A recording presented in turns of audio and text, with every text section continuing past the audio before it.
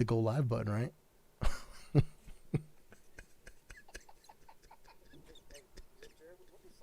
Hey, what is up, everybody?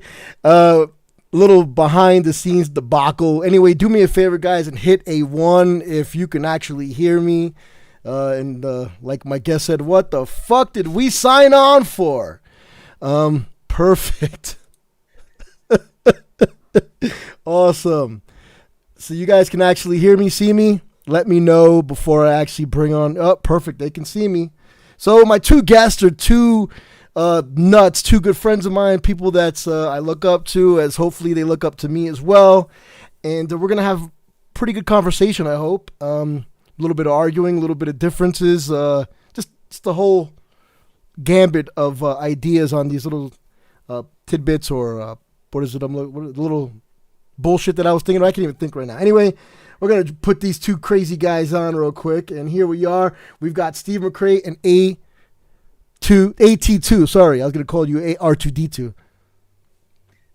Hey. I wear a com badge, not a fucking laser toy. Hey, by the way, if you need a producer, man, I know one. You do know one? Hey, do me a favor. Yeah. I know I was trying to get a hold of Bull, man, to help me out a little bit here. Do me a favor, and if you can hear these two nuts, just drop a one in the chat, and that way I know that you can actually hear them, and then I'm not talking to myself, and you're only hearing a one-sided conversation. And to everybody who has been waiting, I want to say thank you. I appreciate it. It's great to have people that semi-love you. Anyway, guys, we're going to do some three subjects, and one of them was because a few of the viewers actually enjoyed a conversation that me and Steve were having about it's probably going to be, it's more than likely just our idea and we think we know what the fuck we're talking about, but we really don't. So it's going to be about trade, China, and its effects with America and, other countries that are trying to fuck us over or we're trying to fuck over, blah, blah, blah. Second one, I will introduce that one when we get to that segment because it's pretty funny. It's about a double agent. Anyway, guys, I know we didn't study for the topic. I know none of us was like a late stream that I decided to do. So, what are your thoughts, both of you guys, on what's going on with tariffs, trade embargoes, and that whole nine, and we'll just bounce off of each other like that. Jared, do you want to take that one? Because I kind of remember what we were talking about. I don't remember much about what we were talking about. It was late at night. Probably had been drinking. Yeah, we were. But yeah. So at that point, whatever we say sounds amazing, right? Yeah. You have two beers, you're a freaking instant genius. Yeah. Oh, I agree. Yeah, you're fucking. I didn't know this was going to be the topic. I don't know any of the numbers, So no, we don't need numbers. It's more so just how, because like in my industry, it's affecting me. Even when I go to the States, it affects me and stuff like that in construction and just in general things like that. You know what I mean? Well, I mean, the only thing I can probably say about it is, I mean, I know the basics. The trade deficit is, it's a comparative of basically your import to export, right? And if we're importing a lot more than we're exporting, then other countries are going to benefit from these trade goods, and we're not getting we're not getting any strong benefit from shipping things overseas and shipping goods over there and manufacturing jobs over there. I understand why businesses do it. Obviously, they want to lower the cost of productions per widget. Yeah. When you produce something, you just call it a widget. But if you want to reduce the cost down, so you can reduce the cost of the consumer and the acquisition cost, then yeah, it's cheaper to do manufacture overseas. But the problem is that I think it has to do with the fact that it eliminates a lot of jobs in the United States, and it just affects our economy dramatically when we're shipping everything out there. They're having big tariffs on what we send over there, but we don't have the same kind of tariffs of what's coming onto the United States. Yeah, I agree. And that is something that's actually really interesting. When you really look at it, after Vietnam, a lot of the major conflicts and major player interactions went away from a true threat of armed violence to purely economic fuckery. Yeah, I agree with you. That's with the whole thing. Everything that we do now, and as far as combat, is in the span of economics. That's how we're killing each other. Oh yeah, yeah. It's one or the other. We're doing military action to affect an economic result, or in lieu of military action, we're going to mess with you financially, and that has been the status quo for a handful of decades now. But what I find really interesting when you look at it, this is one of the few positive things that I will ever say about Trump. Okay. He's kind of right, because when you really look at it, when the U.S. was its most fiscally prosperous, which was late 40s into the 50s into the early 60s, we were a manufacturing powerhouse, and we didn't have to worry about tariffs coming in because we were a gross exporter. As a result of that, and how the global economy has changed and everything else, his idea of trying to incentivize local businesses with a local footprint in America to have an incentive to return a lot of that capability back to the U.S. to make ourselves a little more self-sufficient in certain industries. Yeah. Could be a good thing if done right. But he's not doing it right. I don't think anyway. My opinion. And that is the problem. That's why I put that caveat is there's a little bit of positivity here, but he's managed to fuck it up. Yeah, go ahead, Steve. Go ahead. I was going to say, what about when it comes to trade of more like precious metal type things? A lot of things in the Silicon Valley they're having issues with because a lot of these very rare kind of minerals are found in China. Yeah. Yeah, and so we don't have a lot of those things that compete technology-wise without getting them from foreign countries, mostly China. I don't remember exactly what it was. Probably molybdenum, molybdenum. What is it? Cadmium, nickel. I think a lot of that stuff we get. Even titanium, we get that from Russia. Yeah. So we import a lot of precious minerals and things of that nature because we just don't have an infrastructure for it in the United States that well for the to building up our technology. And so we're kind of dependent upon that kind of stuff, especially as newer, more exotic chips and things are being developed to minimize tunneling. Because you get down to like what is it? 7 or 8 microns, I think. Yeah, we're down to 7.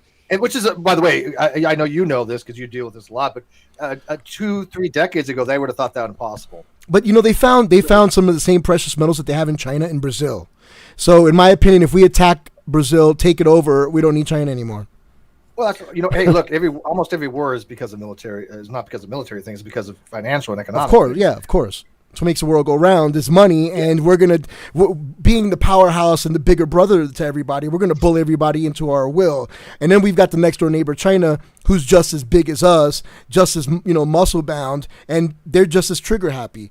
So it does lead to a standstill, I guess you would call it. But again, they did find a lot of precious metals in Brazil.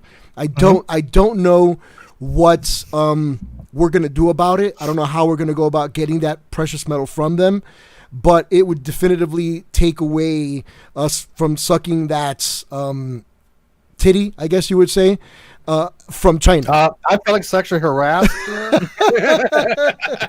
I did not give him my consent to say the word. So we'll say teat, the teat of the cow. Yeah. Hang on. I want you to sexual harass me.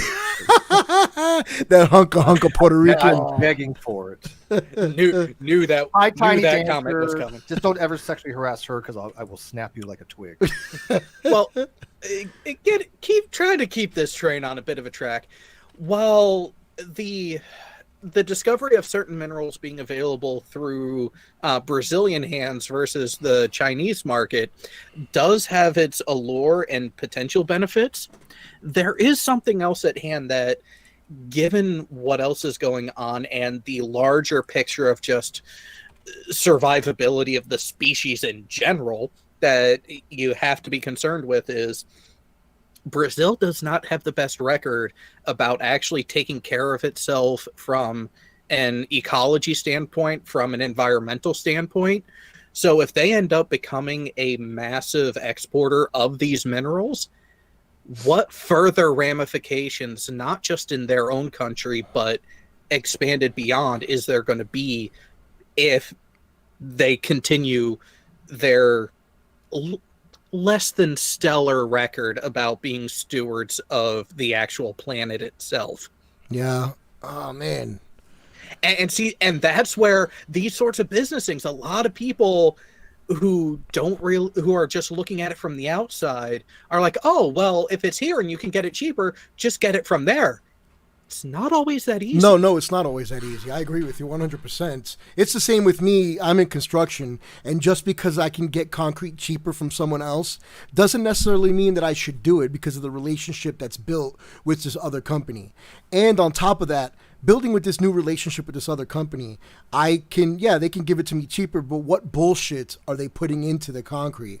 What are they, and later on, what are they going to try to do? Are they going to try to jack it up after they've screwed me from dealing with the other person? The other person has resentment now, and they don't want to deal with me, so I'm fucked. It's kind of the same What thing on a bigger scale. what would happen if you had substandard concrete, though? Oh, the end product would end up suffering. And actually, I ran into something really interesting when I was at work at one of my client sites today. I found out that a system that I just helped do an update on from a controls engineering standpoint, that production line is only used to produce one product. And that one product is only ever ordered by one customer of theirs.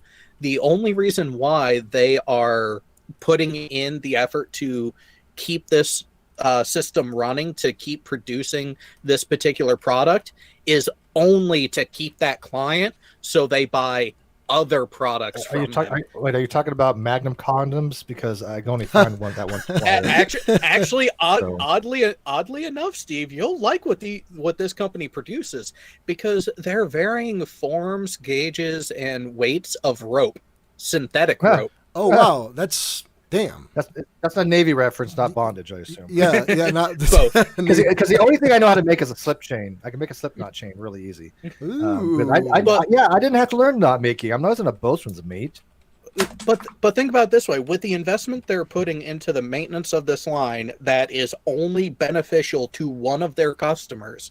The only reason why they're doing it is to keep that customer, because they're selling that product at cost. They're not even making any profit from that sales order. It's just to keep them placated. It's to keep the client so they buy other stuff so they get the cash roll. Yeah, of course. I could see that. That's a beneficial thing, though. You know what I mean? But when you're talking on a mass scale from one country to the next, I don't see how that is actually beneficial. It seems like you're throwing away your taxpayers' money by doing that.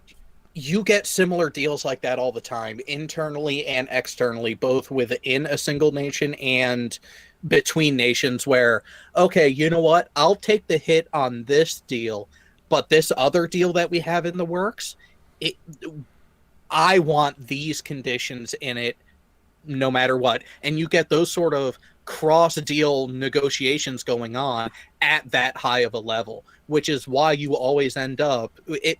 For anyone out there, just go ahead and watch the life of a bill through Congress and see how much stuff gets tacked onto it. It gets tacked off and ripped out. Yeah.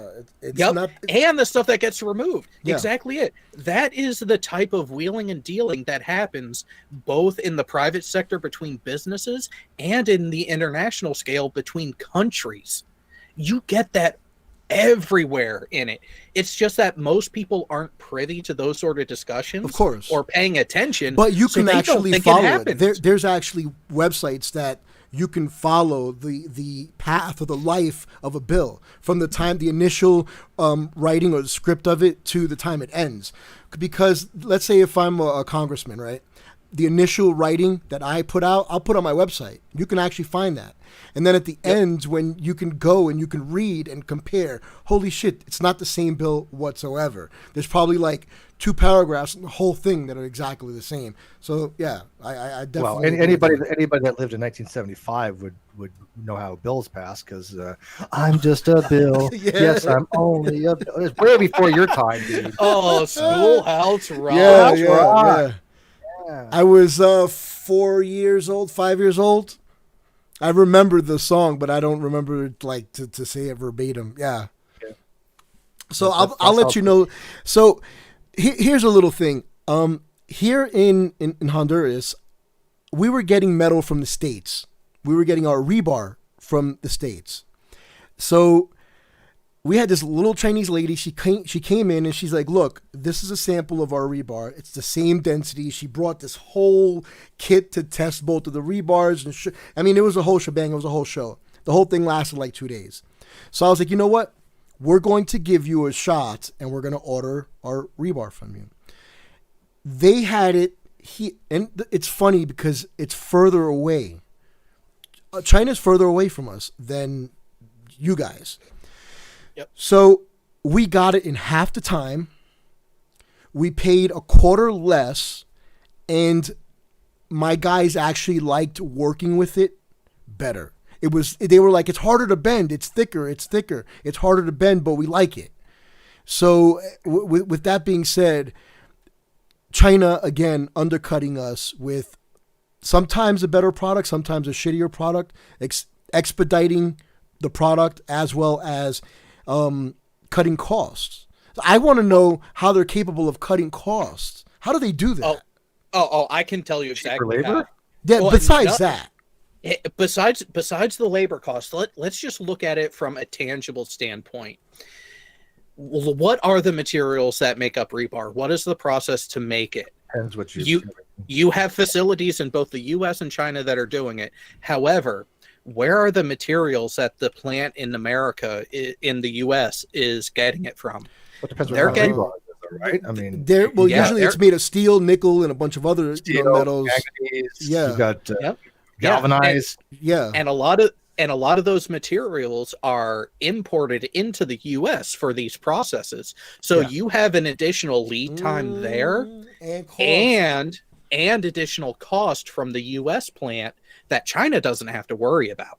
But don't we have that in the States? Isn't there places that we can mine that steel and other minerals? This is why Western Pennsylvania and Ohio is really picky with a lot of their politicians. It's called the Rust Belt for a reason. I gotcha.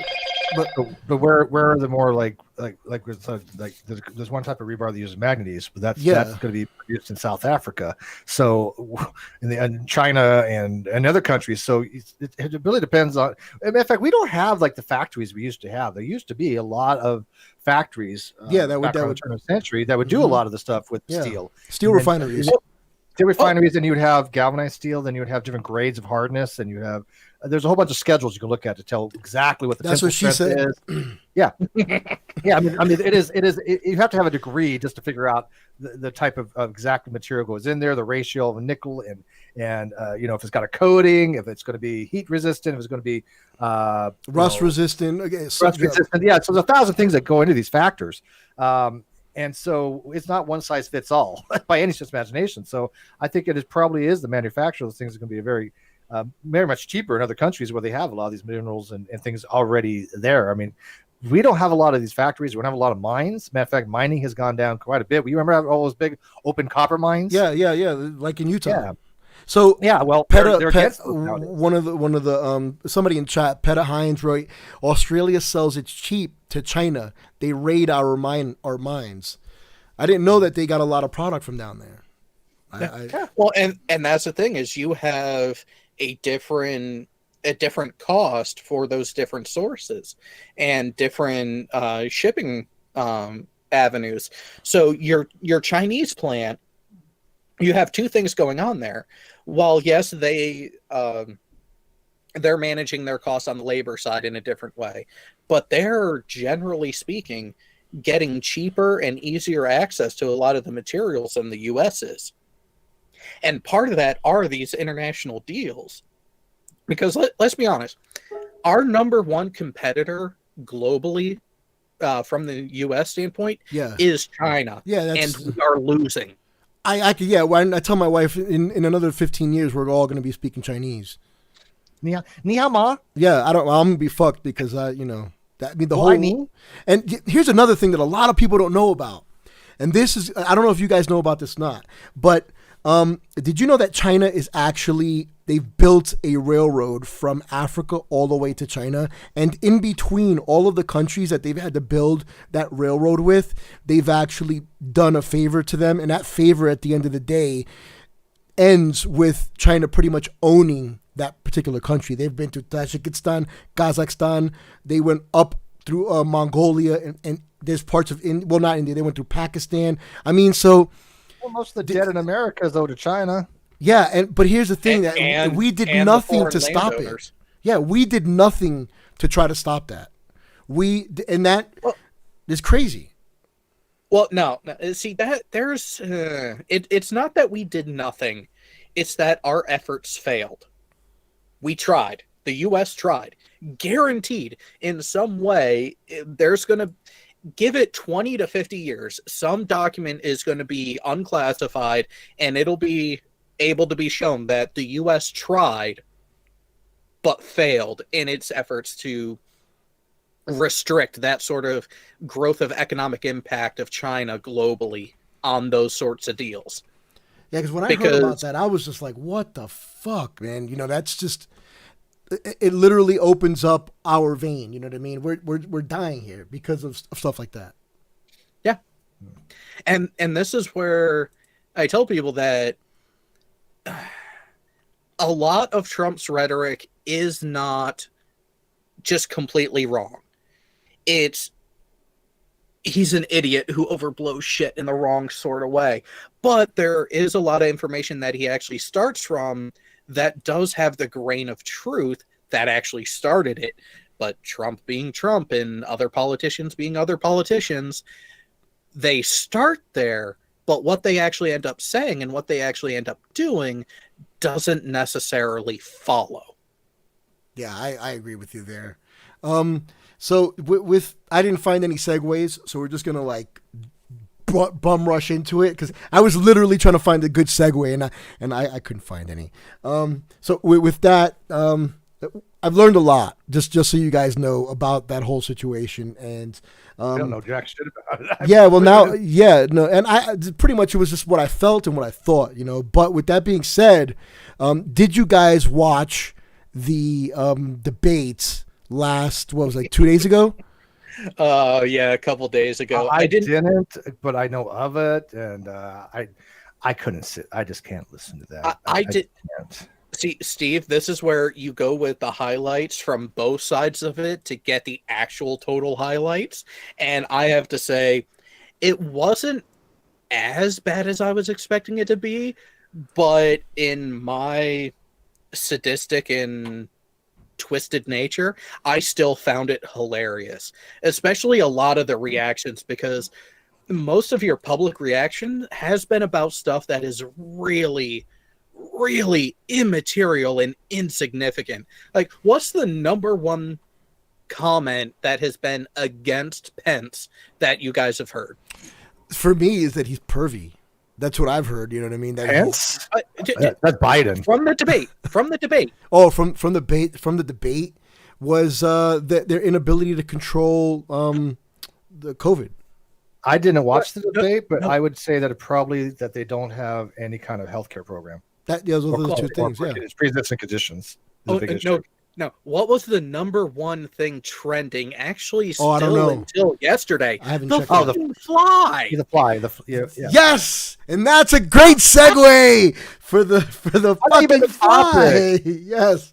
Hey, out of all the things to talk about coming out of any electoral debate, the number one trending thing should not be a fucking there was an account that says the fly that was like it was like the fly in Pence's hair. Yeah, Mike Pence's fly.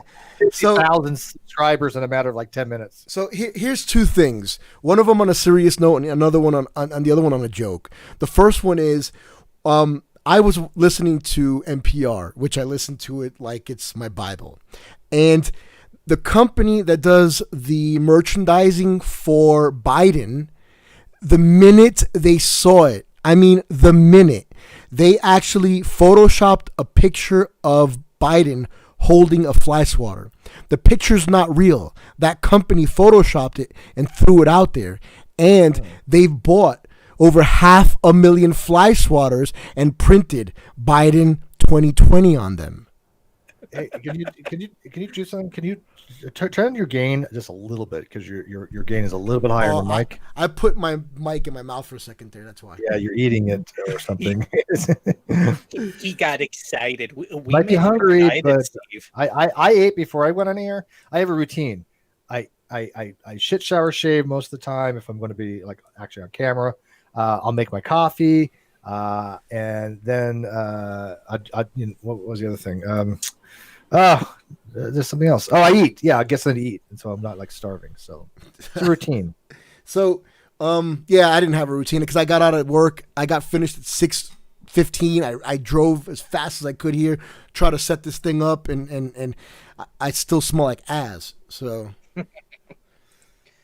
See, and I thought my day I was going to be done between 3 and 4 in the afternoon. I'd have plenty of time, maybe catch a nap. No, I did. I tried laying down today. I tried taking a nap. I did. Managing I the did not projects. leave. Getting pinged. I did not leave the office until 5:30, 5:45. So did you see the picture that I put up? Yeah. So here's the ongoing conspiracy, which we all know it's not true because of the lifespan of a fly. But the joke conspiracy is that fly is a double agent, and it's the same fly that has gone, and whoever it touches loses. She lost because she's shit, obviously, and now he's gonna lose because he got touched by the magic shit. I want to know why nobody brought up that this guy thinks the Earth is 6,000 years old. I don't know, man. That's a critical thing, and I don't understand why it's not being brought up. Because here's the thing: of all the personal history and personal minutia that you can attack someone for in an election, religion's off the table. It's not religion; it's science. It has nothing to do with religion.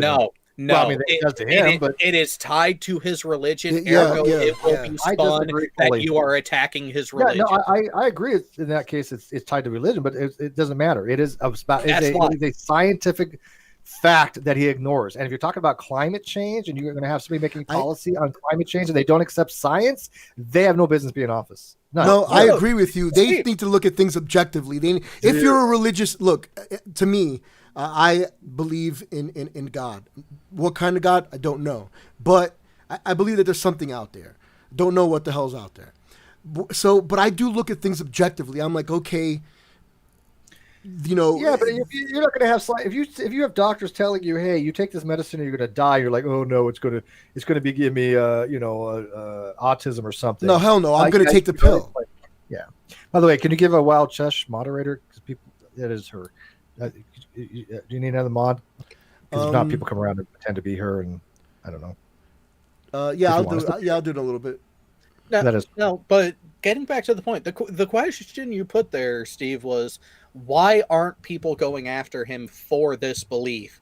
And it is because of the religious connection. I'm not disagreeing with you that he should be immune to it.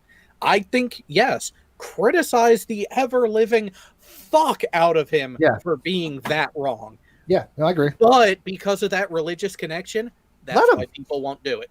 Yeah, that's pathetic. Because that's like saying, hey, my religion is that I think that we should go out and just kill anybody indiscriminately. It's like, no, that's a bad idea, regardless of whether you believe otherwise or your religion tells you otherwise.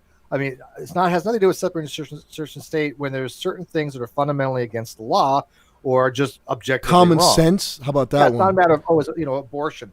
That's a subjective evaluation that people have, right? There's no fact of the matter to be had. So here's a scientific measurement that is fact.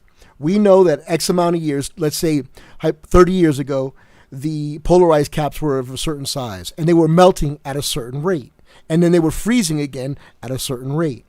Now, do we take those same numbers and compare them to today, 30 years later? We can say, okay, they're melting at a certain rate. They are not refreezing at the rate they were before. levels of ocean are rising faster than they were before. These are things that can be measured. So even if you believe in a higher power and you see that these numbers are real numbers, I don't understand how you can logically, in your brain, say that it's bullshit and you're lying to me when I can take you and physically show you.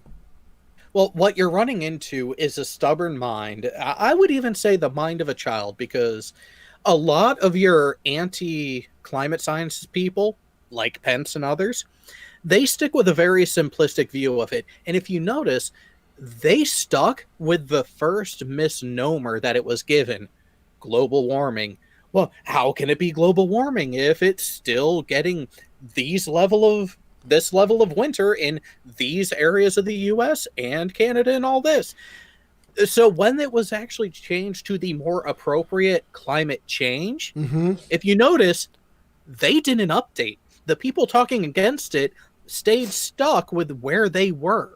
They don't give a flying F to actually know anything, to actually educate themselves, to know what they are talking against. It's just, oh, well, I didn't agree with you before. It doesn't matter that you've gotten better and more information now. You're just trying to justify your own existence. Why should I listen to you? That is the mentality that we are fighting against, that they are fighting against.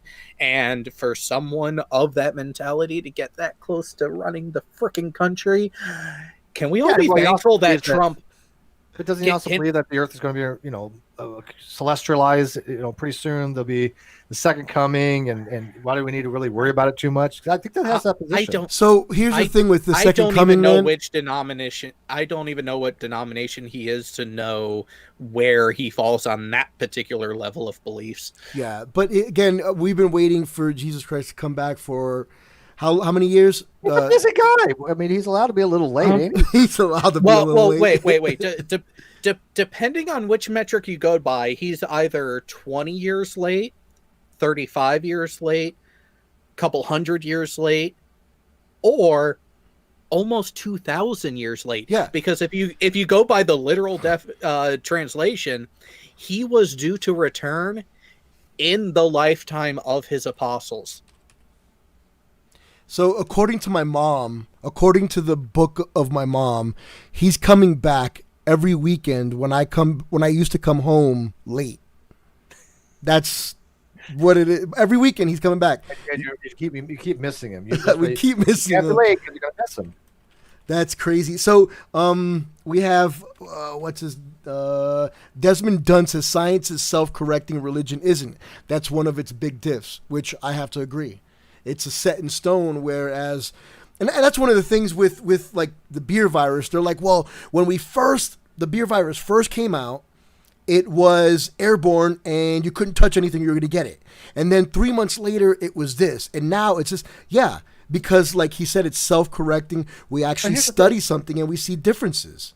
But the fundamental parts of that, they don't change, right? But the specifics change. Exactly. Whatever virus. But the fact that viruses change and they do evolve, most of it is through horizontal gene transfer. It's not actually due to mutations per se, as far as like replication is through actually gene transfers. But it's still, they're going to change. They're going to mutate and they're going to be very different over a period of time. Sometimes they may go airborne.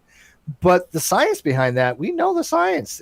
Evolution is quite well understood when it comes to that. And so that's not going to be, even though it's self-correcting, that's not going to change in any of the future. I don't see things like evolution is not going to change. The theory of gravity is not going to change. No. I mean, general relativity is pretty well solidified to the point of what else is they going to have that's going to ever prove that to be wrong? I don't think it can be at this point. It's so solidified because it works for everything except for quantum. But then again, it's not that. Well, quantum physics is just massive.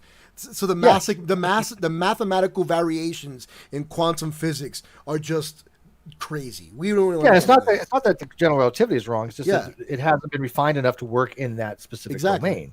So but in every other domain, it works great. Justinian Homan says apologetics try to self-correct the course of religion, but it's just a different interpretation of the same text or interpretation of certain creeds, like Nicene as an example.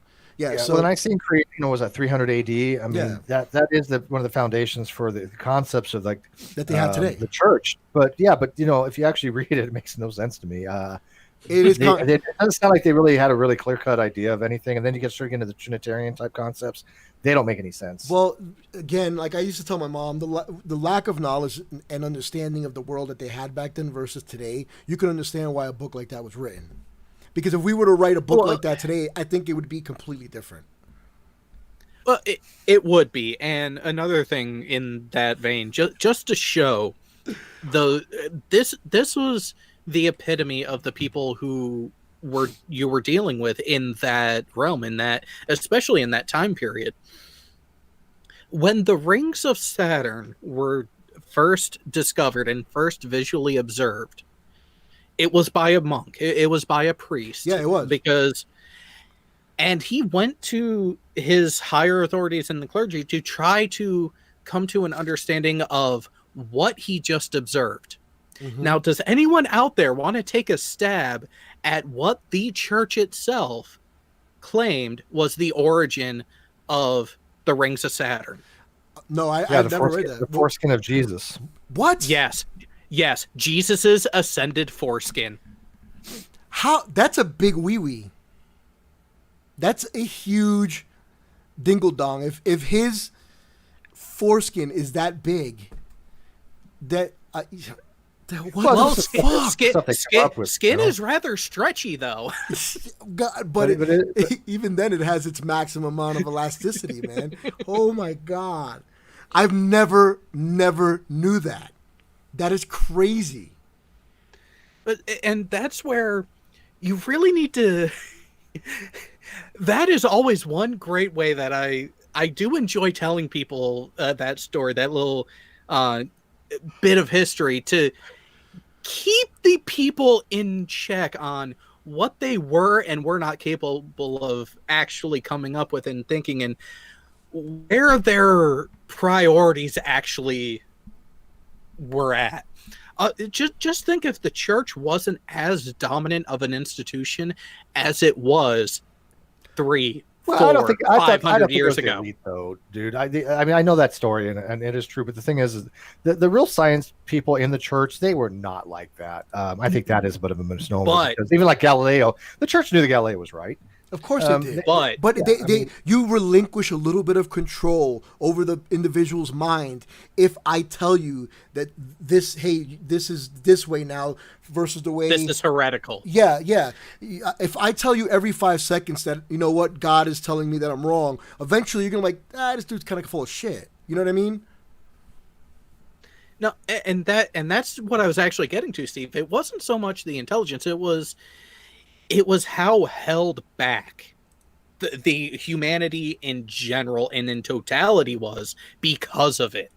Because, yes, you have these shining paragons that were actually able to make progress and actually made remarkable leaps of understanding and knowledge, but they were still held back from the church. I mean, Copernicus didn't even release his greatest work until he was on his deathbed, because he was told, if you release this, you will be excommunicated.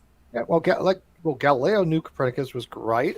Galileo, I mean, when he went to for the Inquisition, he was found not heretical, but they basically told him to shut up and don't talk about it. But the church knew. They did know.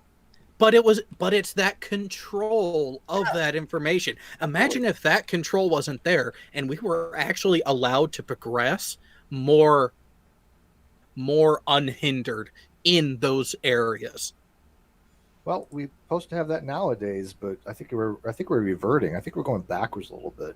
People tend to forget things. I mean, you look at the same scams I've seen coming up now with people that were like 20, 30 years ago. Look at Popoff. I mean, he's doing the same stuff he was 30 years ago, just marketing different. People tend to forget these things.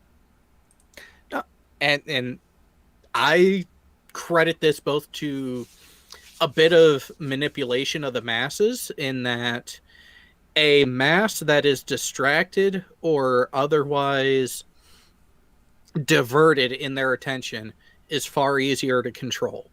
I squirreled out, guys. I'm sorry. What the fuck? I was reading the chat.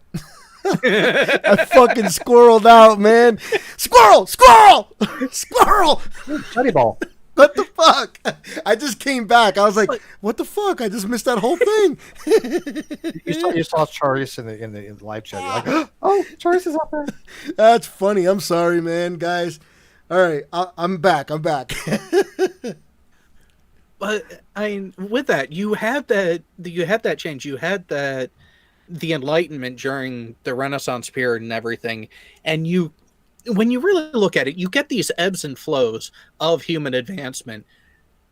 But right now, we are really in a special place because we're getting some phenomenal advancement in little pockets, but we are getting a massive dumbing down of the populace in general. Oh hell yeah! That's on purpose.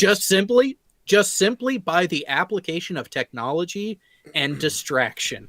Yes, I say it all the time when I tell my kids, "You're a fucking idiot," because when I was a kid, this is how we did it. This is what we did, and I can see, because I have kids, I can see what they're doing versus what we did, and I'm not going to take away from their intelligence. They're smart for today's age and what they do and what they know and what they're taught, but they're still missing huge pieces of education, of self-awareness, and in some cases, some kids are just too fucking self-aware. And those of which you get the entitlement. The kids who all fucking don't talk to me because my mom is whatever. So I do agree with you, and I can definitively see it on a day-to-day with my kids. Yeah, that's a good segue to whatever else you want to talk about, because I got 15 minutes. Yeah, that's fine. It's perfect. Whatever you guys want to talk about, we could chit chat. Keep it light. The one other thing that came up that really made me laugh in the fallout from the VP debate is there were people that wanted to compare a couple of the looks that Kamala gave to Pence and compare her to Khaleesi, to the Mother of Dragons. What? Yes, because it's that look, that smug, yeah, what bullshit are you gonna say next kind of look. Those were very smug, very smug looks, like this guy's a fucking idiot. You know what I mean? They were definitely. I get you with that. But here's the beauty of it, and this is where I found humor in it. The images that they took of the character of Khaleesi, of Daenerys, were right before she went batshit insane. So everybody, you think she's gonna go shit insane, go crazy? Oh, she has the potential. If you actually look into her record, there's a reason why she wasn't getting the backing in the primary and ended up. She's not well liked either. No, and this is the other thing that really got me when it was announced that Biden picked her as the VP. It really scratched my head because I was like, wait a minute. Wasn't this woman basically calling him a rapist 2 months ago? You know how that goes, man. You know, I'm gonna stab you in the back, you stab me in mine, and then later on, I'll heal your wound, you heal mine, you know? It's politics. Yeah.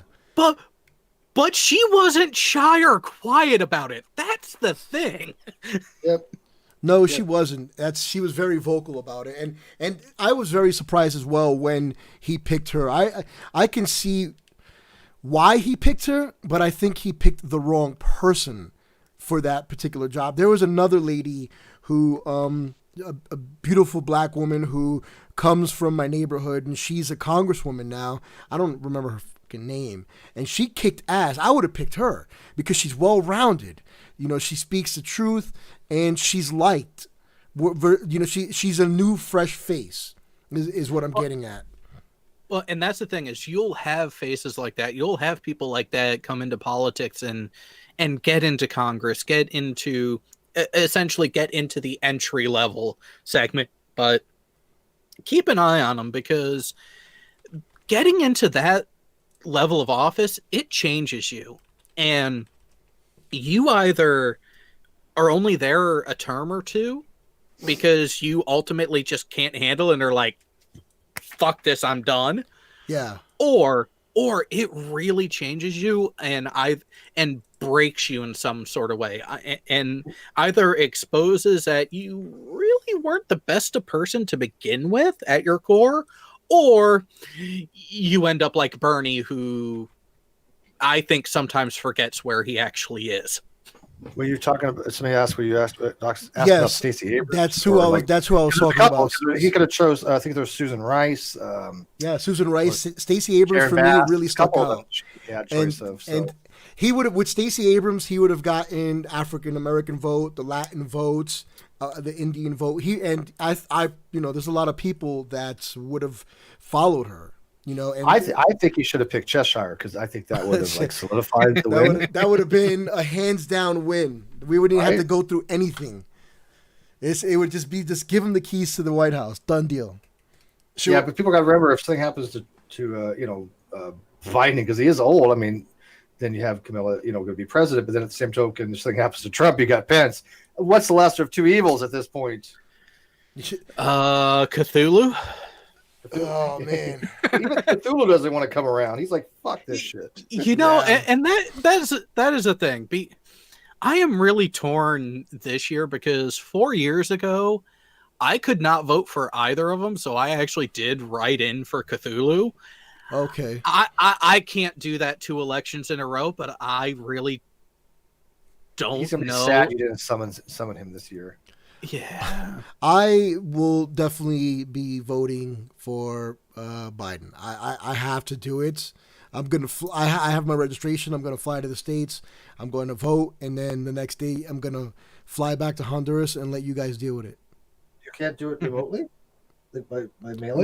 No, I can't do it. There. No, I can't do it down there like that. I have to physically go and then do it.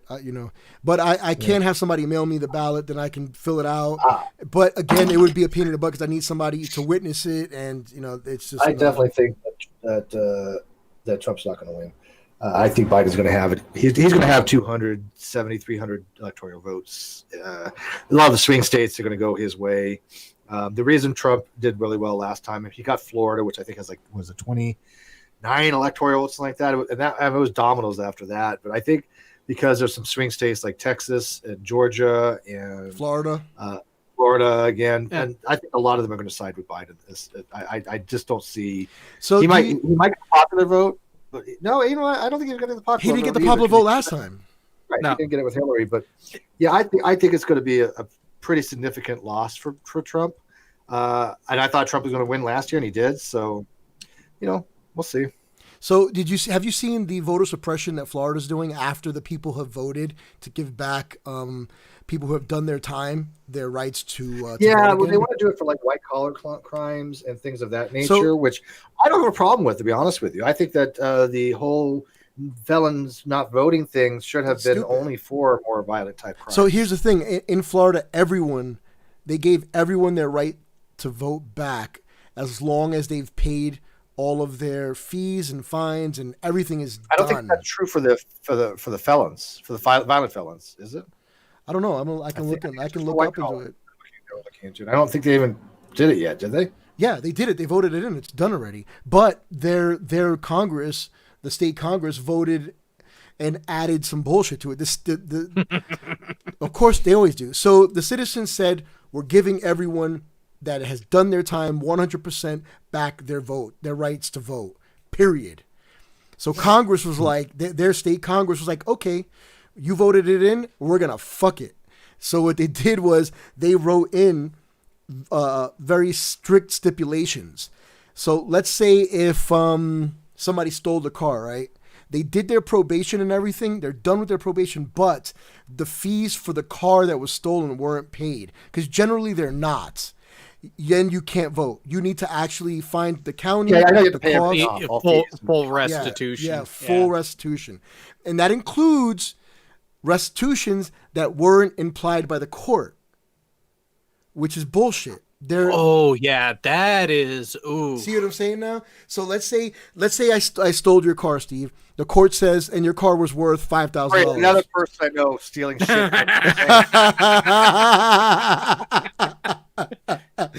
So, and the court says, we got. Won't be the first time. we got 10 minutes. We got to get that parting shot in now. Yeah. So, the court says I owe you $2,500. I pay it in restitution, but somewhere along the line in the offices, they say, no, the car's worth $5,000, so he's got to give $2,500, even though the courts didn't say that. Now I've got to come up with the money to drop another $2,500 to be able to vote.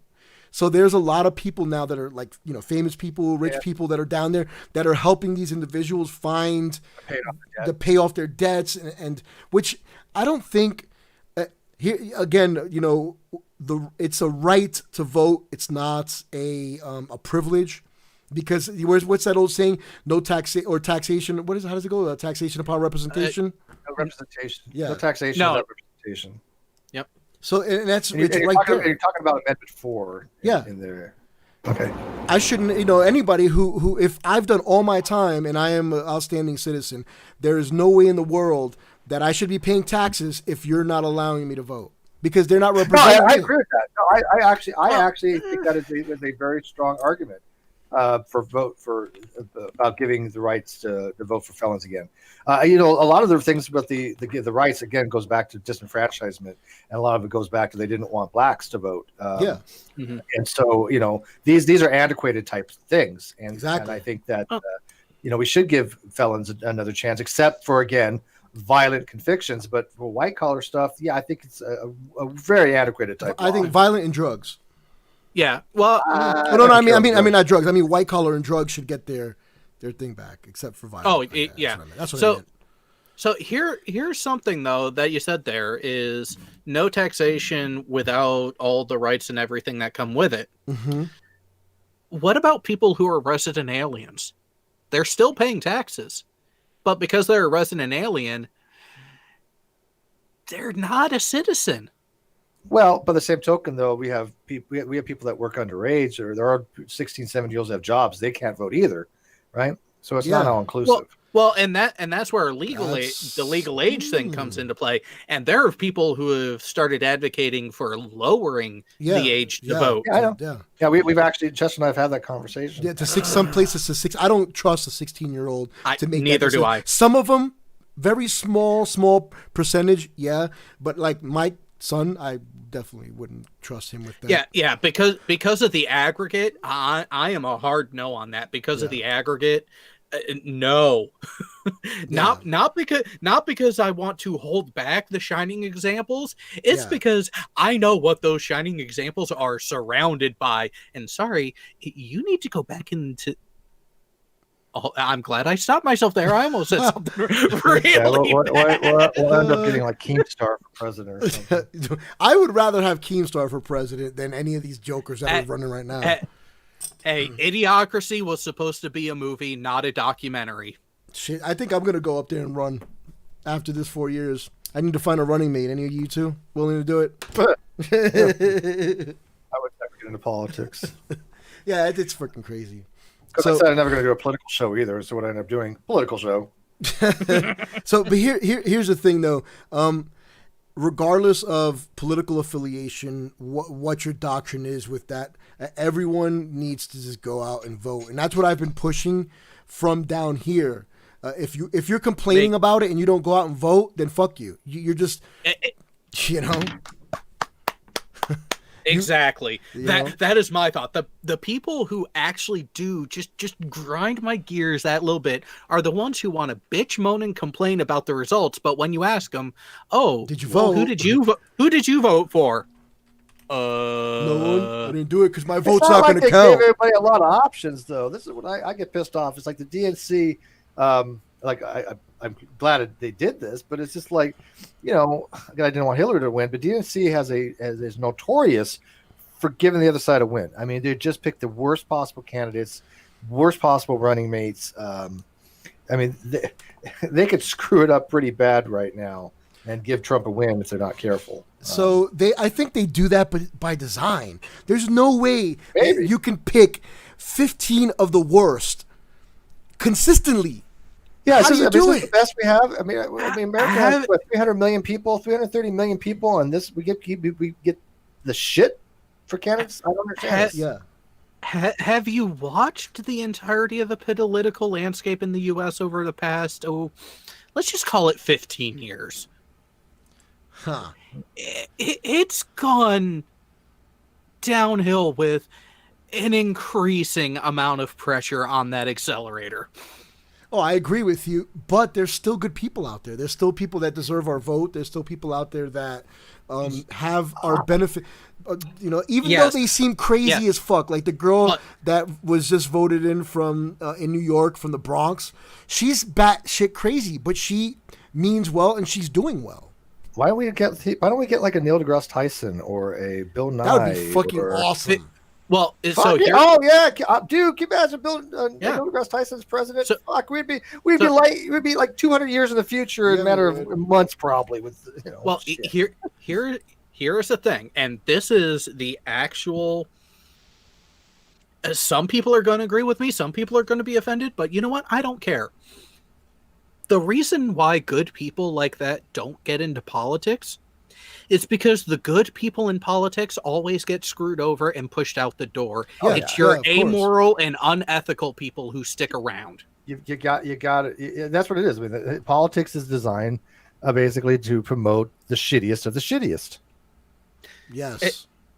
No, not necessarily the shittiest of the shittiest, but let's call it what it actually is. The most immoral and unethical people that are willing to do, quite literally, whatever it takes to grab and hold on to whatever measure of power and fiscal benefit that they can. I mean, AOC herself even said... That's what I meant, yeah.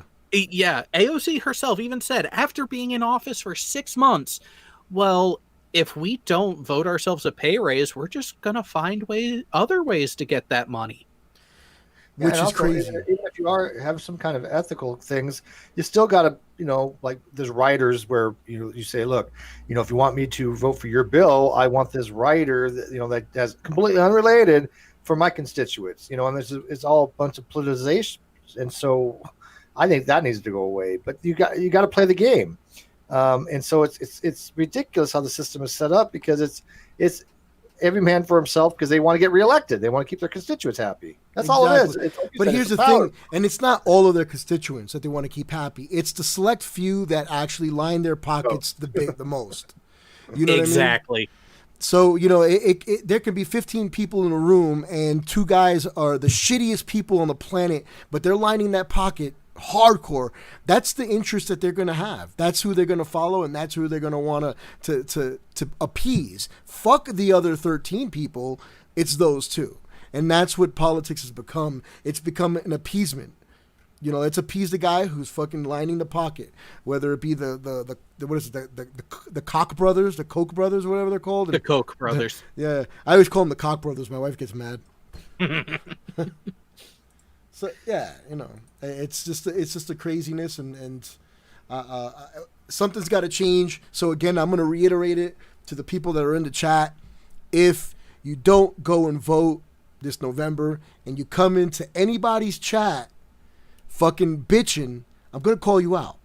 So the only way you get a right to actually bitch and moan is if you've gone out and voted. That's period. What happens to the candidate you want one? Then you still went and voted. You can bitch. Well, no, then you don't bitch. If you fucking won, then you can brag and say, "Yeah, we fucking won." And do your little dance. What do you think? Who's going to win, Biden or Trump? I'm going with Biden. I think Biden's going to win, but I also thought fucking what's her name was going to win too. Really, I didn't. Yeah, a lot of people publicly, Steve, thought Hillary was going to win in 2016, which is why. Honestly, my view of it as someone with no party affiliations, it's too close to call. I got so much shit for saying that Trump was going to win, and then it got closer and closer. Then remember we were watching the stream as it happened, and then Florida went his way, and I'm like, it's done. And they're like, no, there's other states. It's done. I'm like, no, listen. I did the same thing when he won Florida. I was like, it's over. Yep. A lot of people thought so too, but the people are still like, no. He can. I think it was like Vermont or New Hampshire and some other states. Those are too little to matter. Yeah, I mean, it was like that's a big chunk. Now, yes, sure, he still could have lost, but that was a deciding factor, and I think that he's going to lose Florida this year. I do too, especially now that there was, I think it's over 50,000 individuals who got their rights back. They're going to vote for that Biden. are going to vote. And, you know, There's over that. I think there's like closer to 100,000 people that are got their rights that can fall into getting their voter rights back, but haven't been able to file. And half of that, I think it's either 25 or 50,000. I'm not sure. I know it's a huge difference, but even with 25,000 votes, that's a huge swing. Well, And it's also that they're more motivated too. I think that I think the base is more motivated in Florida this year to kind of get him out of office.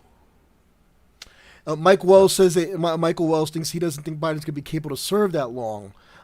He might only do the 4 years and have a heart attack. He might, but at least might not even make it that long. Yeah, but in my mind, and I know this is going to make a lot of people in my chat mad because they like Trump, but in my mind, I'm going to say at least they took Trump out of office. Because I don't, he's not somebody that I think should be running the country. I do think. Completely inept. It doesn't look like he's in good health. He's got some problems. Yeah, he does. In fact, it's really weird. I was going to talk about this on my episode, but I'll talk about it here a little bit. Why would they have his medical team sign NDAs? That seems awfully odd. Now, it's not. I mean, it does happen. I know celebrities ask for an NDA, but there's also, they already have HIPAA. The doctors can't relate anything anyways. Yeah, exactly. So why bother with an NDA? It seems kind of redundant. I mean, unless because you are so used to controlling the narrative, Yeah, controlling the people that you continue are to do around it. you. Because that habit of his started before he was president. Exactly. Yeah, He would bang women. I'm sorry I said it like that, but he would have sexual relations with beautiful women, and he would have them sign NDAs, all of them. So what the hell? I mean, this guy, that's what he does. It's his MO. It's shady. It is shady because he's shady. He's the mafia. He's the modern day mafia. I tell you, he is in the mafia. See, and it's really weird because when I bang beautiful women, I want anybody to know. At my age, Yeah, That's because no one believes you. right? Exactly. You ain't lying, man. that's funny. That's crazy, man. Yes, it is shady as hell, and a lot of his practices are shady as hell. And I don't think a lot of people say, "Well, you should run the country the way you run a company." No, you cannot, because there's too many moving parts. There's too many One thing will disarray the whole thing. If I'm a company that is selling mouses for computers, the only thing that I need to worry about is gathering the materials to make the product, my assembly line, and pushing out the product. And the other factor would be dealing with the government as well as my employees at the very bottom of the totem pole. That's it. There's too many moving factors in government to compare the two. I am convinced that 95% or more of the work is done by other people. That all he does is sign things. I don't think he does shit. I don't think he understands things. They've even said that they have to break down when it reports to him in crayon. That is true for the majority of presidents, that their support staff, their cabinet, and that grown network around them actually does the majority of the heavy lifting. I think Steve's talking about the company as well. I think he's also talking about his company. Same thing as well. It's that same breakdown. Like the CEO, while they have the responsibility, they have the overall responsibility. Yeah. There's a fuck ton of delegation going on. So in that aspect, comparing governing the U.S. to running a company isn't wrong. It's just misguided. Yeah, I run a company. I run a big company, and again, I can't see the two because I don't have to worry about economical constraints. I don't have to worry about economical restraints. I don't have to worry about dealing with so many different individuals and cultures. With if I'm with China one way, then I have to act with Canada a different way, and then I got to act with the president of Mexico a different. I don't have to do that in business. I am who I am, and if you don't like me, go fuck off. I'll get the product that I need somewhere else. It doesn't work like that. You have to be very charismatic. You do in business, but you have to be more so in politics, I think, and you have to have a level of sliminess as well. It's just, again, too many moving parts. And I know there's a lot of delegation, but at the end of the day, that final decision is yours as president. You know what I mean? And the final responsibility. Yeah, it all falls on you. So, it's fucking crazy. So, guys, it is 8:05. We went 5 minutes over. Any last words that you guys might have that you want to tell people besides? Who are you again? Because I don't remember really where I'm at. Who the fuck are you, and how did I get on your channel? I was told there's going to be macadamia cookies and beer. No, that's tomorrow night stream with you, right? Are you doing, what do you call it tomorrow night?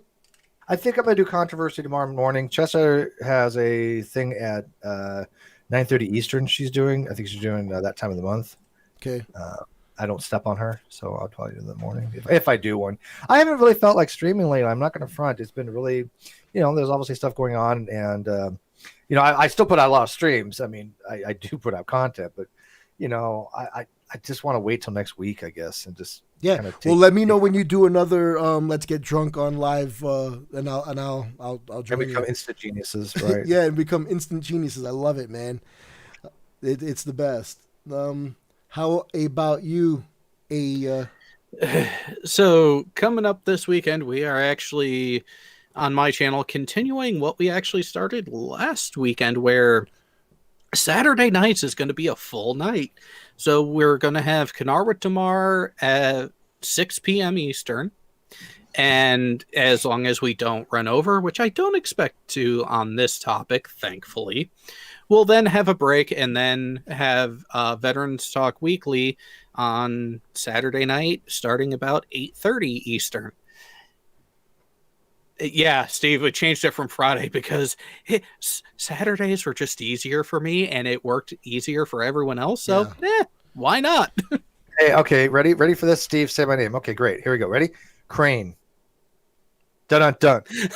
What the fuck did that come from? Say my name. You took the easy way out, you bitch. Take that, woman. Yeah. Yeah. How about Cat is? Like Michael Wells said. No, I'm serious. I've known her fucking forever, and I swear to God, that chick changes her goddamn pronunciation every motherfucking time just to mess with me. I would pronounce it Charis. Trolling me for years about her name. Because every time I get it right, nope, she changes it. I know it's on purpose, Crane. I know it's on purpose. So if I were to think about saying it would be Charis. Charis. Yeah, it's Mikkel, by the way. It's not Michael, so you mispronounced her name. Yeah, no, I know it's Mikkel. I said Michael on purpose. Oh. I'm just messing with you, Mikkel. See, he says my name 10 different ways every week. Nice. Yeah, so let me know. How many nights in a week do I scream your name? Ooh, damn. People think probably. It's usually in the middle of the night she starts. It's regret. It's regret. What the hell are you talking about? It's regret. Yeah. What the hell's wrong with you? Oh man. Hey, so with again, if you're gonna have a rum and coke night, make sure you let me know. I want to join in on the next one. Yes, I plan to have a rum and coke night probably next weekend. This, like I said, just make it through these next freaking 5 or 6 days because there's so much shit going on. Okay, not a problem. You do what you got to do, man. I know you have a lot of shit going on Monday morning, 10:30, Monday morning PST premiere, and then I've got Caffeine Corner right afterwards to talk about it. Hey, and everybody that is listening, I know there's like a fuckload of people that are on here right now, which all 30 of us. Do me a favor, and we have been trying to get to 10,000 forever, and I swear YouTube is fucking me. They're doing it on purpose. I'll get like 3 away, then they'll pull people off, and so on and so on and so on. Because I guess there's perks I know there's perks you get when you get to 10,000. We're trying to utilize those perks. So spread the word, subscribe, help a brother out. And with that being said, man, I really appreciate the both of you coming. That's what she said. Phrasing. Yeah, I know. I really appreciate you guys showing up on our live, and I definitively want to do this again with you guys. Maybe a little bit more lighthearted, not so political bullshit. Anyway, guys, I really appreciate you guys coming by, and I'm pretty sure that everybody here that's watching also appreciated the stream.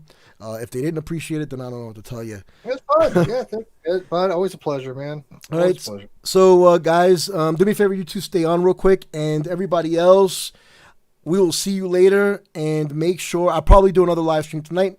Not sure. Depends how drunk I get. Anyway, guys, peace and have a great night. Good night. It always does that. When I hit end screen, it takes like forever. What the fuck? I'm trying to go off, guys. I really am. There we go. Bam. There we go. Hey, man, I really appreciate